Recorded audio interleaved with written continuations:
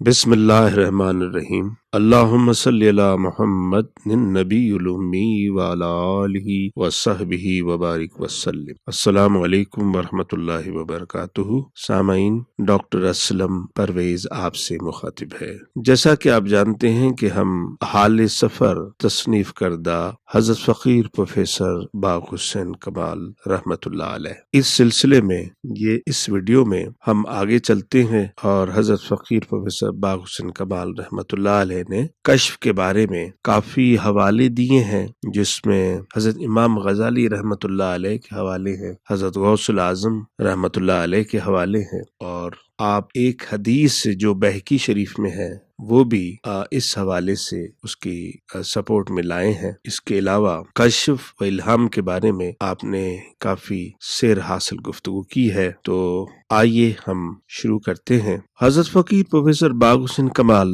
रहमतुल्लाह अलैह लिखते हैं, इंसान के हुसूल इल्म के लिए 3 जराए हैं: हवास ज़ाहिरी, वहम व अकल और नूर बसीरत। हवास ज़ाहिरी से हासिल किया जाने वाला इल्म एहसास व मुशाहिदे पर मबनी है, और अक्ल व वहम से हासिल होने वाला इल्म मालूम से मजहूल की तरफ इंतकाल के तरीके पर होता है, और नूरे बसीरत से हासिल होने वाले इल्म का जरिया गैब से तलकिए रूहानी है। वही तहदीस व तफहीम, फरासत, ज़ौक, मारफत, इल्म लुदनी, कश्फ व इल्हाम और वजदान तलकिए रूहानी की मुख्तलिफ सूरतें हैं। तसव्वुफ व सुलूक में वही जल्ली के सिवा तलकिए अनल गैब के तमाम अक़साम कश्फ व इल्हाम से मौसूम की जाती हैं। वही जल्ली तो हुजूर सल्लल्लाहु अलैहि वसल्लम के साथ ही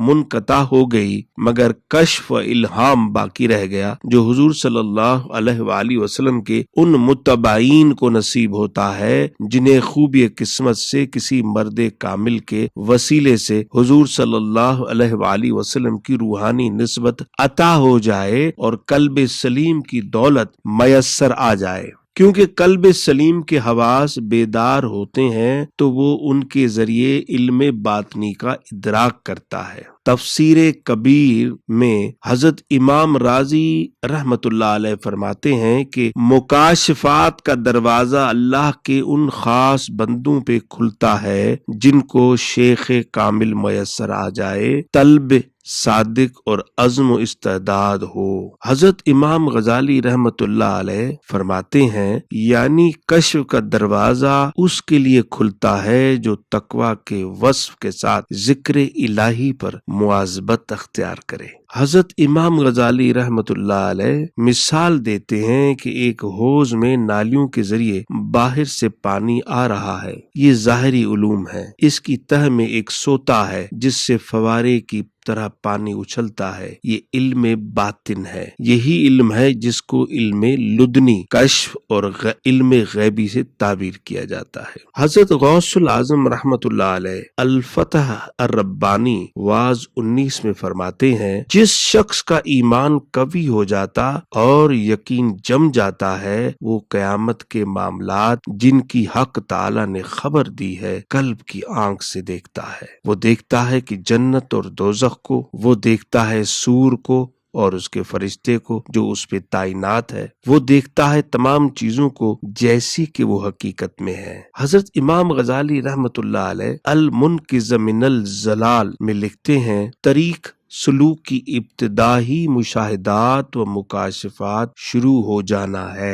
हत्ता कि सालकीन बेदारी में अंबिया की अरवाह और मलाइका का मुशाहिदा करते हैं, उनका कलाम सुनते हैं और उनसे फवायद हासिल करते हैं। कश्फ की सदाकत की मिसाल इस हदीस शरीफ से वाज़ेतर हो जाती है। यह हदीस हज़रत फकीर प्रोफेसर बाग हुसैन कमाल रहमतुल्लाह अलैह हाल सफर में कोट कर रहे हैं, लेकर आए हैं। ये बहकी शरीफ में यह हदीस मौजूद है। हारिस बिन मालिक रजी अल्लाह अन्हु फरमाते हैं कि मैं रसूल करीम सल्लल्लाहु अलैहि वसल्लम के पास से गुजरा। आप सल्लल्लाहु अलैहि वसल्लम ने फरमाया, ए हारिस, क्या हाल है? मैंने अर्ज किया, हकीकी मोमिन हूँ। फरमाया, सोचो तो सही, हर शय की हकीकत होती है, तुम्हारे ईमान की क्या हकीकत है? तो हारिस रज़ियल्लाहु अन्हु ने कहा कि मेरी ईमान की हकीकत ये है कि मेरा नफ्स दुनिया से मुंह मोड़ चुका है, मकासब दुनिया में मखलूक पर نگاہ نہیں، رات کو رب کو یاد کرتا ہوں، دن کو روزہ رکھتا ہوں۔ کشف کی حالت یہ ہے کہ گویا عرش الہی کو ظاہر باہر دیکھتا ہوں، اہل جنت کو دیکھتا ہوں کہ ایک دوسرے سے ملاقات کر رہے ہیں، اور اہل دوزخ کو چیختا ہوا دیکھتا ہوں۔ تو حضور صلی اللہ علیہ وآلہ وسلم نے فرمایا کہ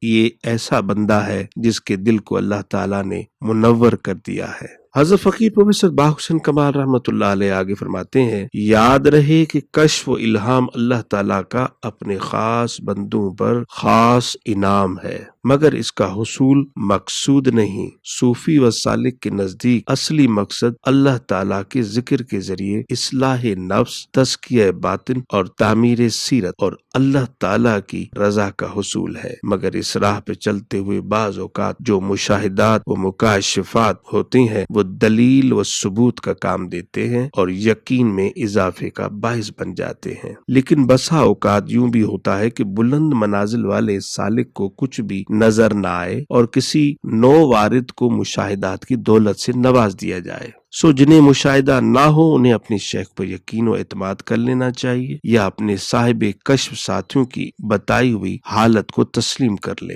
بدگمان نہ ہو کہ شیخ تو کہتے ہیں کہ تمہیں سیر کعبہ کا مراقبہ کرا کر تمہاری روح کو کعبہ شریف پہنچا دیا گیا ہے، لیکن مجھے تو کچھ دکھائی نہیں دیتا، کیونکہ اس راہ میں بدگمانی معنی فیض بن جاتی ہے۔ حضرت فقیر پروفیسر باہ حسین کمال رحمت اللہ علیہ آگے لکھتے ہیں، کشف میں یہ احتیاط ملحوظ رہے کہ بعض اوقات ابلیس بھی کوئی منظر دکھا دیتا ہے، اس لیے اگر قرآن و سنت کے منافی ہو تو مردود ہے۔ مزید برآں کشف صحیح کی ایک پہچان یہ بھی ہے کہ اس میں ذات اللہ کی ضرب لگائی جائے، یا کلمہ طیبہ بسم اللہ الرحمن الرحیم، یا لا حول ولا قوت الا باللہ العلی العظیم، یا درود شریف پڑھ کر دم کیا جائے۔ اگر صحیح ہے تو برقرار رہے گا اور اگر باطل ہے تو غائب ہو جائے گا۔ البتہ حضور صلی اللہ علیہ وآلہ وسلم کعبہ شریف، روضہ اطہر اور قرآن کریم کا روپ اختیار کرنا ابلیس کے بس کا روگ نہیں۔